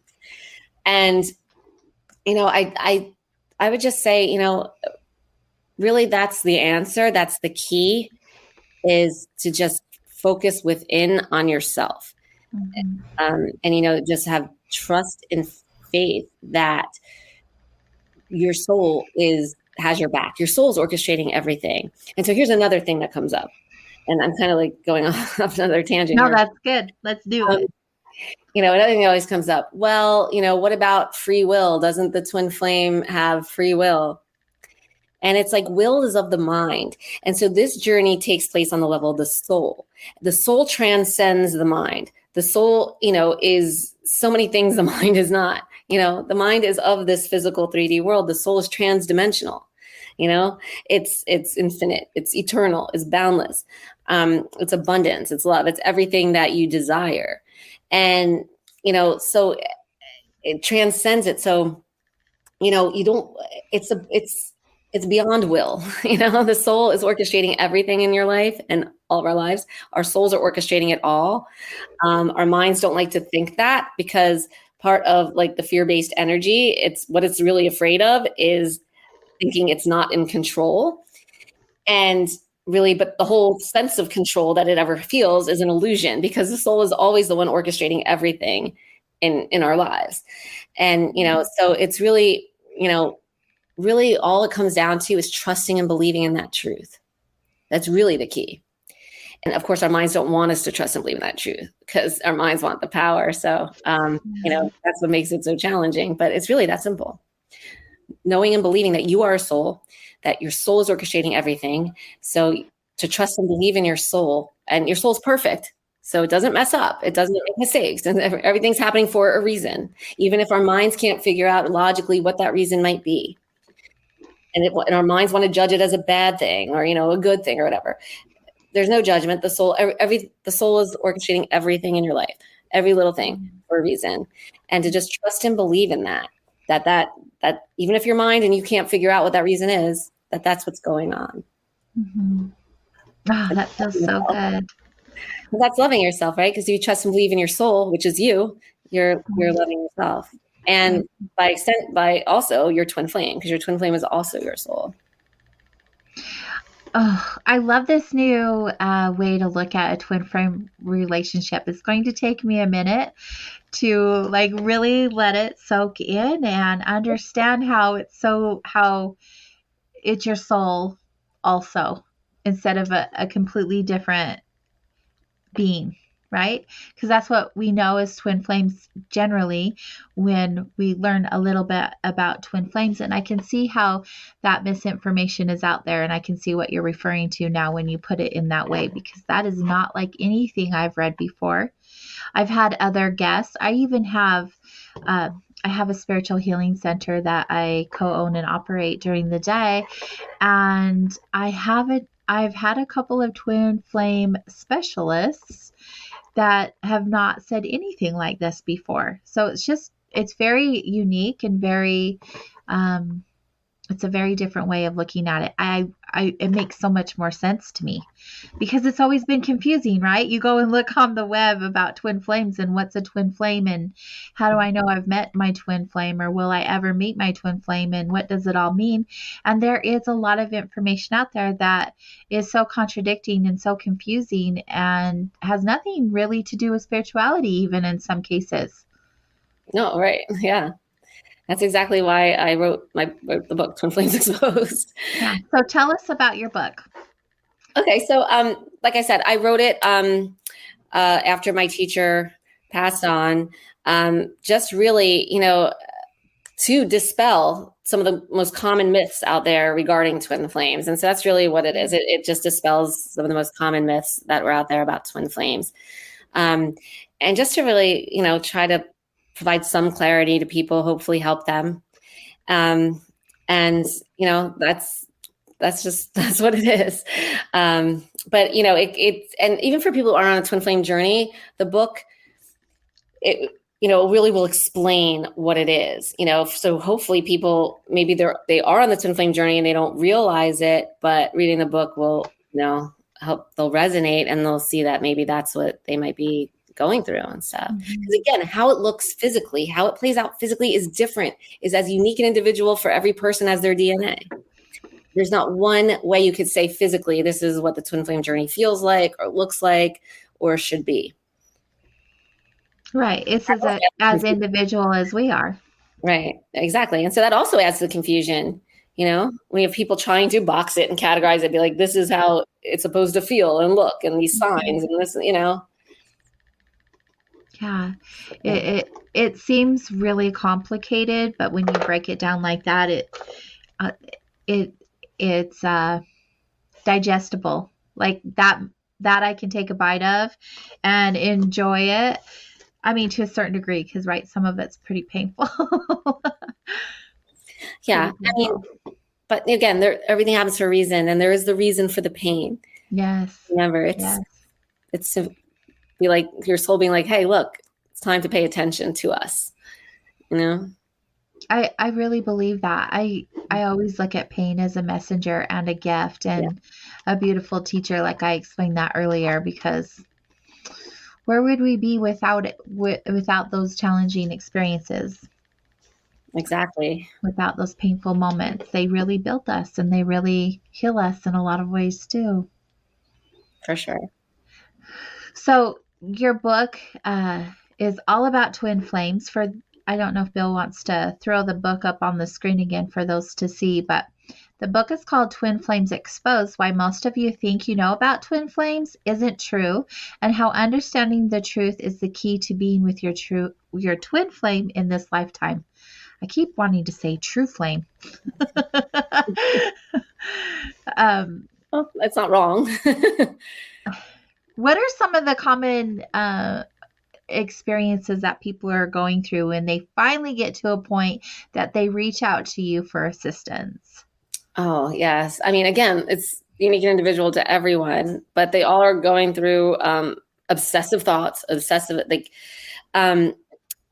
lot of people, when you're in that space, it's, you start out, your twin flame is gone or whatever, and you want nothing but to get them back, you think, right? And you're obsessed with them and you're stalking them. But then it gets to a point, because the more you do that, the further away they're going to pull, So it gets to the point where, many people get to this point, and you just want it to stop. You just want it to stop. And that is actually the very first thing we have our students do is really set their intention, because intention is everything. And with this journey anyway, I believe with most things, but that we have them set their intention that they are doing this not to get their twin flame back. Because if you embark on the journey, wanting to get your twin flame back, that's your push energy still doing the work with a focus pushing out towards your twin flame. So as long as that's pushing out towards your twin flame, your soul cannot bring your twin flame back in, right? Because they're pulling away, right? So it's very important that, you approach this journey from a space of just wanting to feel good again, just wanting to be normal. And so a lot of people, when they find us, they're at that point. They're at that point where they finally are just like over it. And they're like, you know what? And they've tried everything else, all these other things to get their twin flame back. And obviously it doesn't work, because you can't do it to get your twin flame back. Mm-hmm. And they're just at the point, and that's the space they need to be in. Everything is divine timing, when people find us and stuff. The soul led them there for a reason, because, they're ready to embark on do the work from the space that is necessary to do it from. Yeah. Are there any other things that we didn't cover when it comes to twin flame relationships that you want to make sure that we're aware of? I'm trying to think. There's just so much, and I was like all over with the questions, and then I'm so present with you now. I'm like tuned into what you're saying. Well, if something comes up, just let me know. We still have like a good half an hour or a little less than that, I would say. But you do a lot of other things besides twin flame relationship work, I'm seeing. Well, we do. So it's interesting you say that. So I have, my friends, I'm the only person that I know personally in my personal life. I mean, besides my twin flame, but, really the only people like I know of friends and family and stuff that even has experienced a twin flame journey. So my friends, when I was going through this and, I was on the floor and for 6 months and, they're just like, get over it. What is wrong with you? They don't understand. By the way, I'll put this. There's something else about twin flames I will suggest. If you think you're on a twin flame journey or you are, stop talking about it to anyone. Stop going into chat rooms. Stop commenting on videos about it. Stop it. Because that just feeds your fear-based energy, and no one's going to understand it, at all. Unless you're there, you can't explain it. I mean, there's words can't even describe it really. The words I'm saying here, this whole thing, don't do it justice, right? So no one will understand, and that's not their fault. It's just, how can you? I mean, I wouldn't believe it if someone told me, and if I didn't go through this, but they saw the change in me, that in my life, and just how just happy and blissful I am and at peace and just so many things. When you do this journey, naturally, the sense of your alignment with yourself, it's going to cause other people's situations and things to be magnetized into your life that are more closely resonant with your true soul vibration as well. And your true soul vibration is everything you desire. So all of a sudden you see vast improvements in all areas of your life just by virtue of doing the work that's required on this journey. And so I have friends that weren't even on this journey and asked if they could see, see the program, the online part, and try it. And so I did, yeah, sure, try it out. And it helps so many of them get over grief of loss of like loved ones. So many of them get over health problems. I've had, we all have our students too. Every day, like people are like no longer needing anti-anxiety meds, depression meds, blood pressure medication. Just like there's someone that a handful of people were able to get out of narcissistic codependent relationships. Awesome. It's all fear-based, right? All of that. So what we teach is how to, alchemize your fear-based energy. And so it worked so well for my friends. They all more financial abundance came in for them. One of them found their purpose, or their purpose found them or whatever. And it's just amazing. And so we have a program called Mastery of Ascension Alchemy Program, which is takes the truth of the twin flame journey and the actual techniques and, what we teach, and we put it into a program for people not experiencing the twin flame journey, but just people who, really want to find their happily ever after and, magnetize in all of their desires. And it's different than the typical law of attraction stuff. A law of attraction is always working, by the way. It's a universal law. So, but it's not that. It's just more about shifting closer into alignment with your soul, which is everything you desire. And so it's and using universal laws, really applying them to all areas of your life. Mm-hmm. They're important and they're often overlooked. So easily overlooked. Yeah. For sure. So you really can get to a place of loving yourself even outside of a twin flame journey. Oh yeah. Any spiritual shift you have, when you can feel shifts, right? Where you just resonate and all of a sudden you shift and you have an aha moment, like an epiphany, all of those times. That's a shift closer into alignment with your soul. So every shift closer into your soul is a shift closer into love, into loving yourself. Loving yourself. Love is really it's an energy, which is our energy, but it's our energetic state of being. It's our natural state of being. So love really isn't a verb. It's who we are. We don't really love. We are love, yes. Right? Doing the verb action part of that brings it physicality into it, which is fear-based. So it's not really truly love. Fear and love can't coexist. Right. So it's I always say love is the answer. Love is the answer. Anytime I'm going through something challenging or questionable or whatever that looks like, I always ask myself, what would love do? What would love say? What does love feel like reconnecting to that vibration? And it shifts the perception of the experience. Exactly. It's so good. You said. I'm curious, are you back in connection with your twin flame? Yes. And how is that going now that you're both aware of the experience that you initially had? So he's not exactly aware. He knows the term twin flames and whatever. But he's, yeah, okay, that's good. Yeah, that's, he knows we have a connection, obviously a really strong connection and stuff. He's not really spiritual. But that's fine. He knows what he wants to know. And if he wants to know more, he I can tell him, but, it's not about what he knows or things, it's just about what we are. So, but it's great. It's amazing. But it's completely different than any other relationship you've ever had, because you cannot be completely fearless, total love with anybody else, where the level of human consciousness is. We just can't. We are all interacting with everyone else in push-pull fear-based energy. And with the twin flame, once you're on the twin flame journey, in order to maintain or sustain any kind of physical relating experience, it has to be completely fearless. Otherwise, the push-pull comes back into effect, and then you're not going to be able to maintain that. And so that being said, like I kind of touched on this earlier, where without the fear, it feels different. You know, it's very sweet, very calm, very tender, not a lot of unnecessary chit chat and talking. And, you know, it's just like a lot of being together.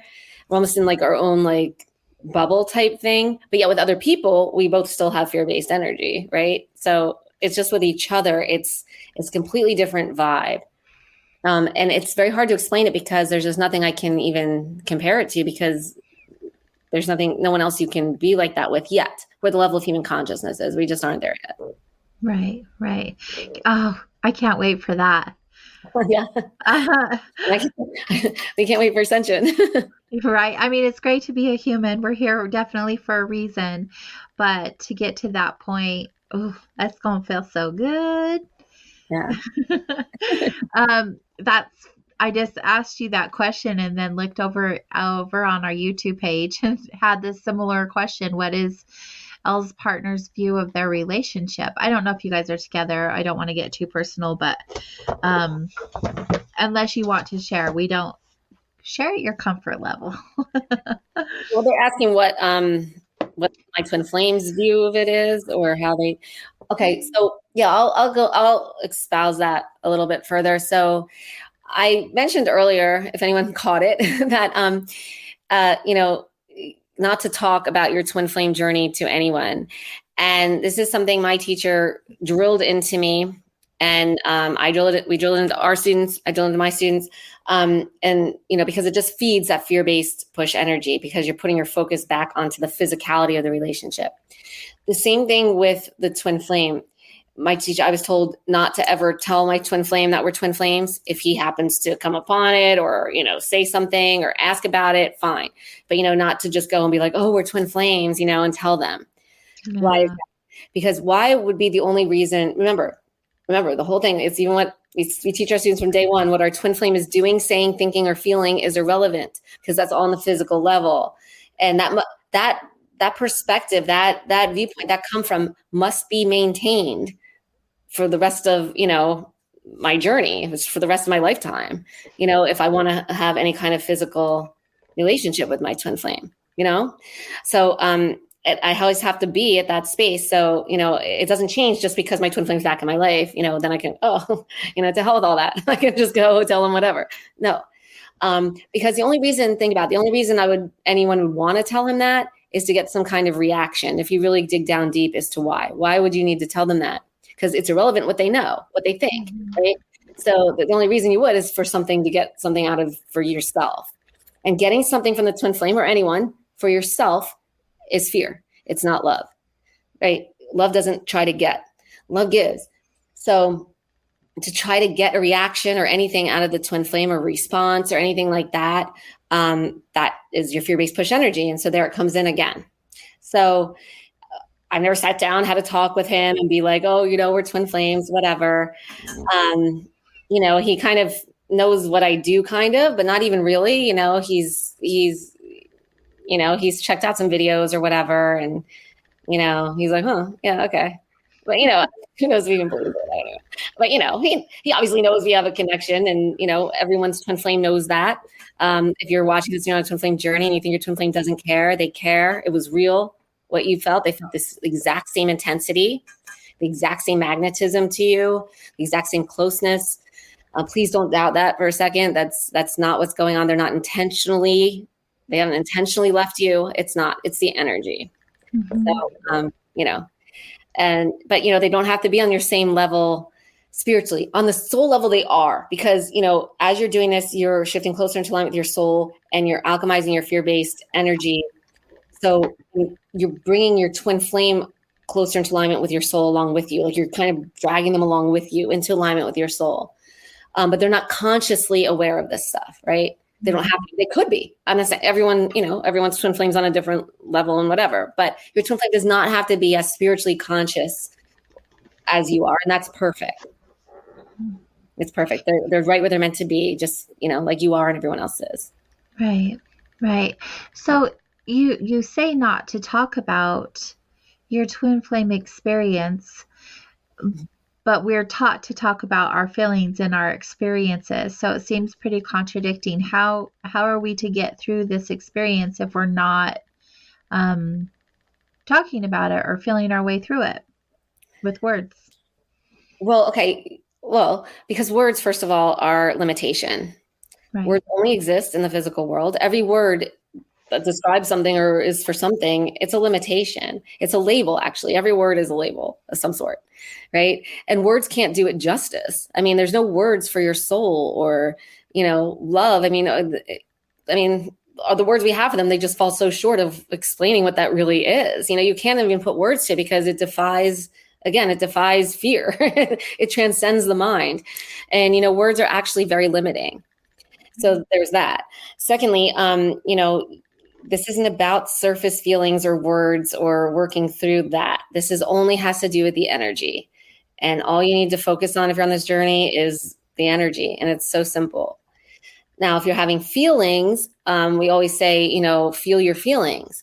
But every feeling you have comes from a belief in a thought, right? So every feeling you have, so say you're feeling, like crap because your twin flame isn't there and you found out your twin flame moved in with someone else or something, right?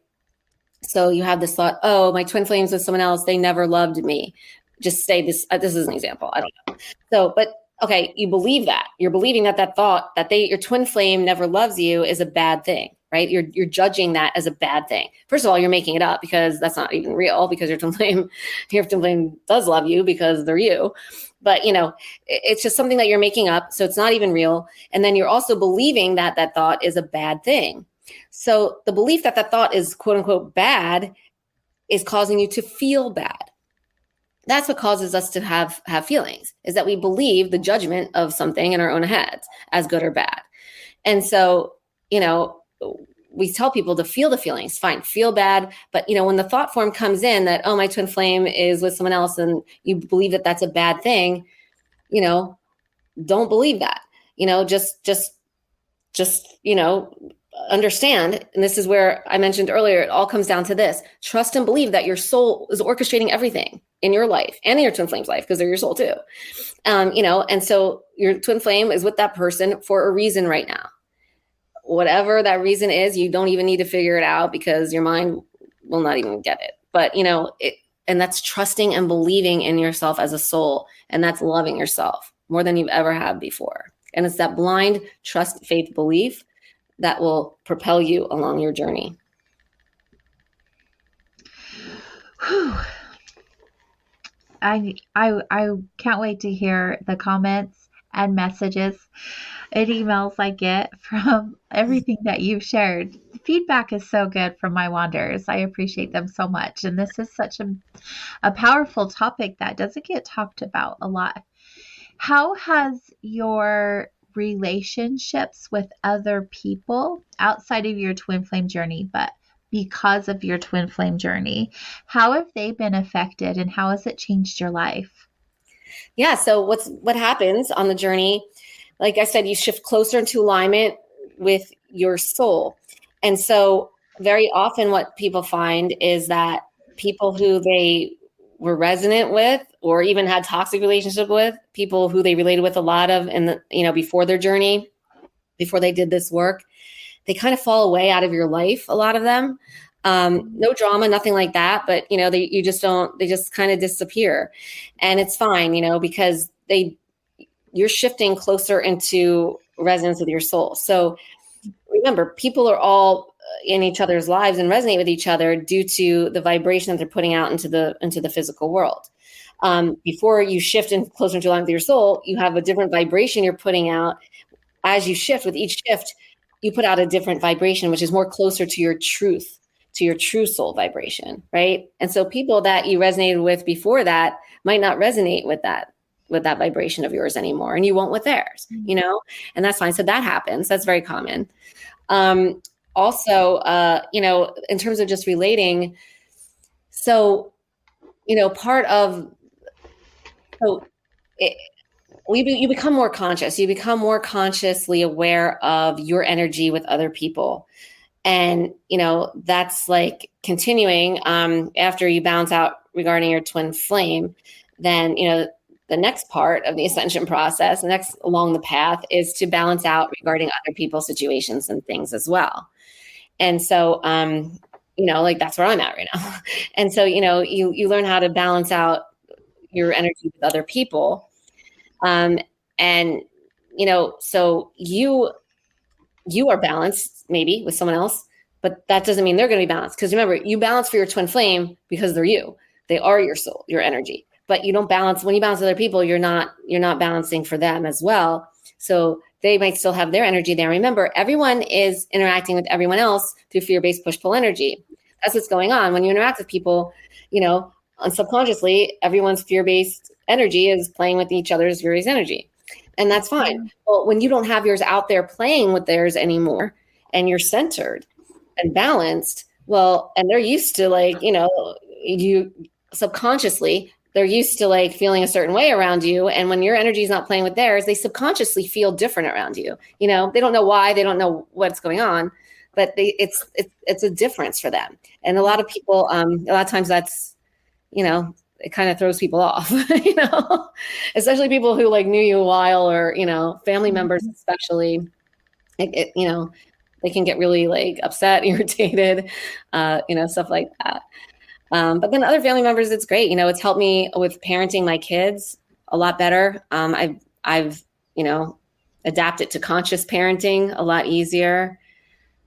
You know, but again, you know, I still have fear-based energy, so I still will, you know, get triggered and stuff. You're still human. You're still human. Yeah. Still have one for you. But I can see how it would make a big shift in your experiences with other people, because your perception of yourself is different. The way you feel about yourself is different. And that radiates into your relationships, most definitely. And even the ones that are uncomfortable with how you are now, I always like to say I aggravate their demons.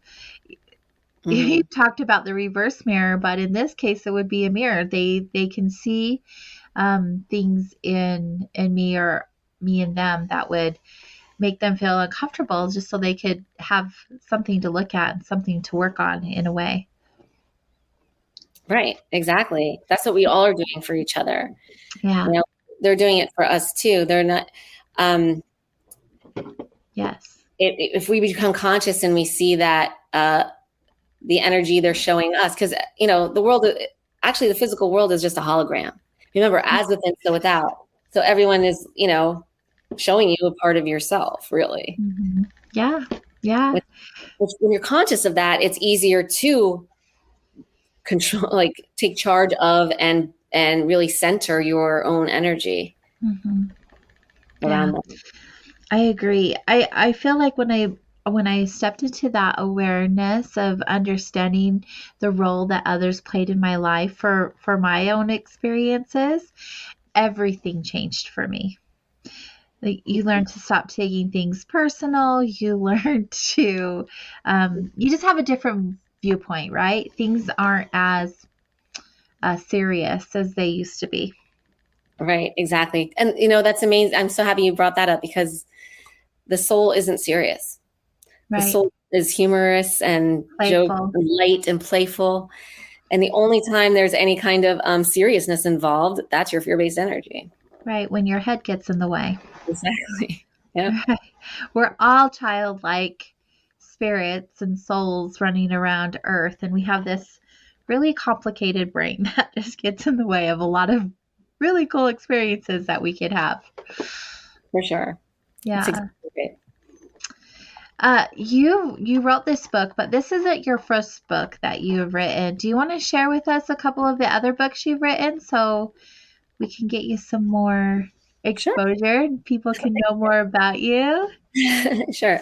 This is Twin Flames Exposed was actually the first book I wrote, but then I wrote a follow-up, Love Exposed. And so that's for people not experiencing a twin flame journey necessarily. I mean, it could be, but both. I mean, it's not about twin flames necessarily, but it's about love and how I was talking about our energy, interacting with other people's energies and how we can center it. And every time we do that, we shift closer into alignment with our truth and our soul and ourselves.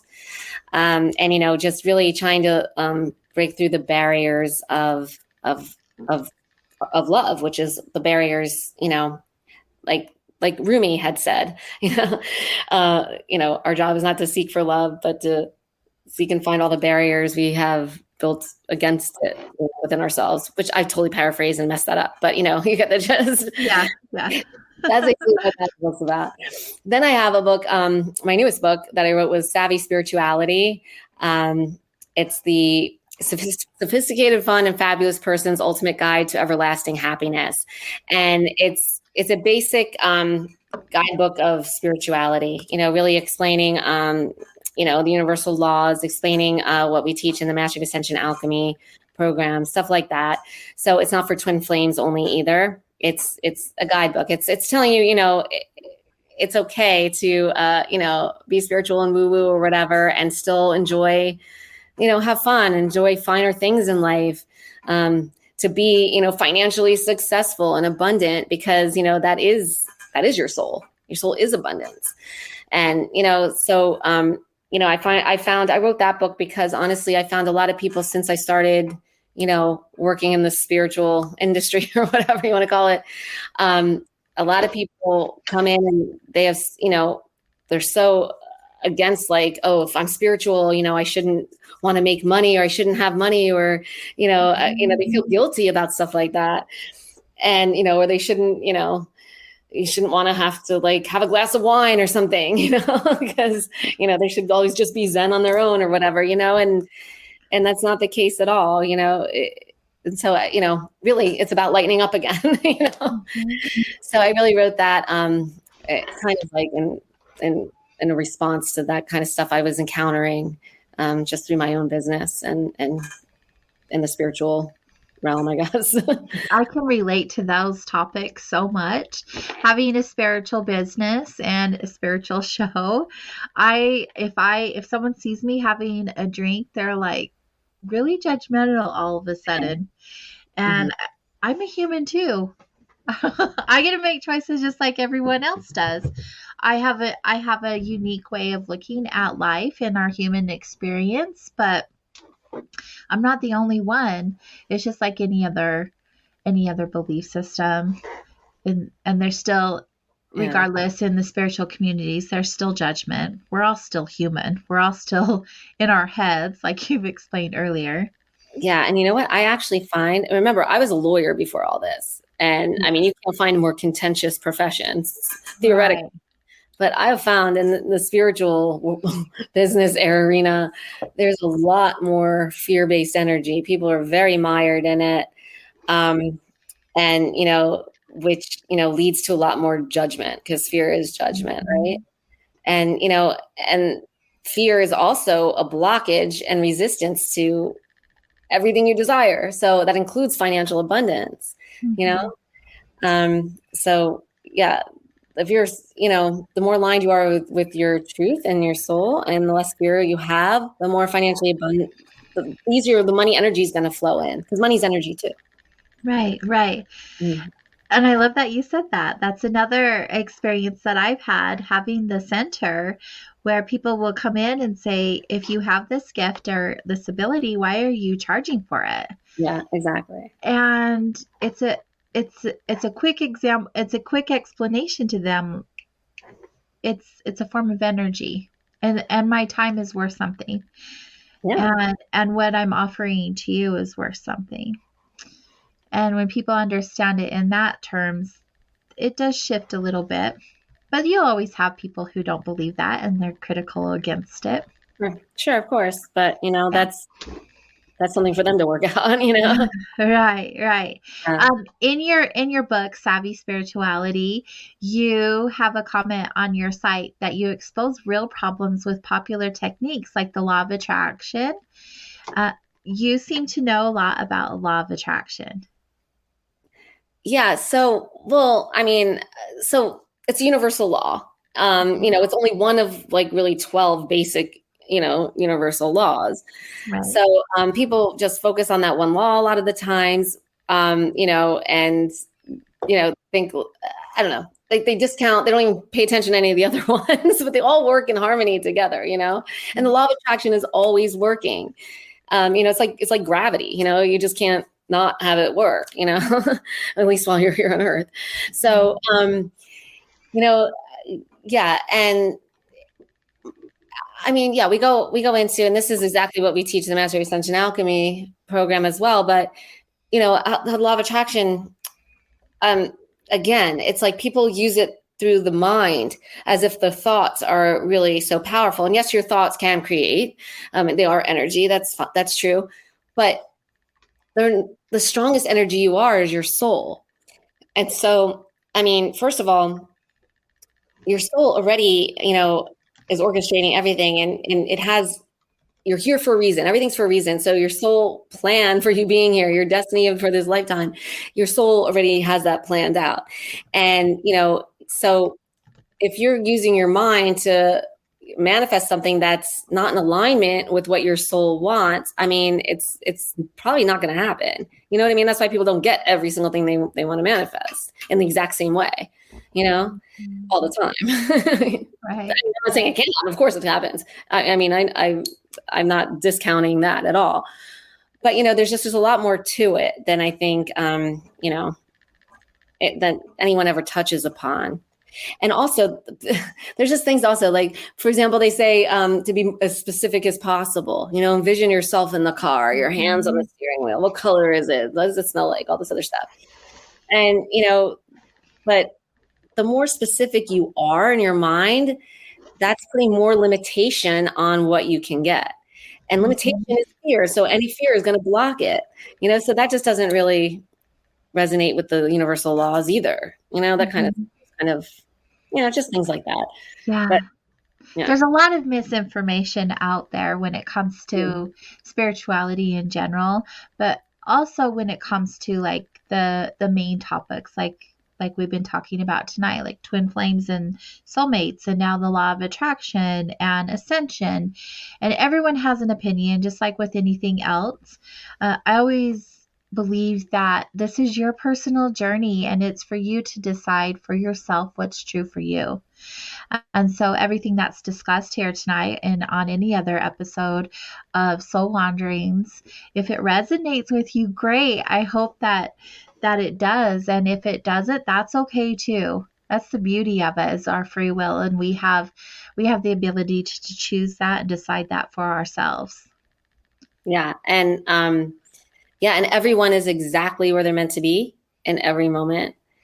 Yeah. And, what's really amazing and perfect about everyone is that one day something won't resonate, but then the next day you'll read it or see it or something else, or it'll pop back in and wow, you just like resonate, I agree. It's like reading a book today I'll be like, oh, that was okay. Yeah. But then I hear someone say, well, I read this in it and that's what I got from it. So I revisit the book and I'm like, wow, like I didn't pick this up before. So you get it in perfect timing. You receive the information exactly when you're meant to receive it. Exactly. And again, everyone is exactly where they're meant to be in every moment, and is perfect. It's absolutely perfect. I agree so much. Before we close the show, we have a few more minutes. So I want to make sure that everyone knows how to get in touch with you, first of all. And tell us the title of your book one more time. Twin Flames Exposed. That's enough. They can just put it into Amazon, Twin Flames Exposed, if they want to find it. Or Not go the to full title. There we go. Build on top of it. You don't have to put in For those of you watching, it's here on the screen. Yes. Awesome. And what's your website, dear? BeWithYourTwinFlame.com. That also happens to be our social media. So our YouTube channel is Be With Your Twin Flame. We have a lot of great content we are constantly putting on there. One of my students, and now she's one of our coaches, she does videos on there, and I do video every week. and, lots of good stuff on there. And so that's Be With Your Twin Flame YouTube channel. And our Instagram is also at Be With Your Twin Flame. And, we're pretty active Instagram as well. So definitely check us out. I mean, there's, a lot more to learn, and it's like a never ending pit, but right. We're always learning. We're always evolving. Yes. We're always changing. The closer you get to the end, the further away it moves. You know what I mean? It's true. It's so true. There's always work to be done. It's been so wonderful having you here with us tonight, Elle. Thank you for spending this evening with us. Thank you so much, AJ. I loved it. It was so much fun. And I loved connecting with you and your listeners. And I want to thank them all. Thank the ones for the questions, everyone who asked a question. Yeah, awesome. So many. And if they email me and I can't answer anything, I'll be sure to send them your way. Please do, for sure. Thanks again. Thank you. And like she said to the listeners, thank you for being here, everyone. I really enjoy the interaction we get from our wanderers every week. I feel so supported. And this great station, KGRA, right? So good. We have such a great lineup. And have you guys checked out all the new shows? There are so many. And rumor is there's many more to come. So if you haven't gotten your membership, make sure you do so at kgradb.com. You can use my promo code SOUL21 for 30% off of your annual membership. And for those of you who are interested in following me and my show on social, just look up AJ Soul Wanderings on Facebook for me, or Soul Wanderings 111 on Instagram and Facebook. I'd love to have you guys there. And if you didn't get time to write it down, just go to soulwanderings.com. You can connect to me there as well. And to all of you, have a very beautiful night and be well. Good night, everyone.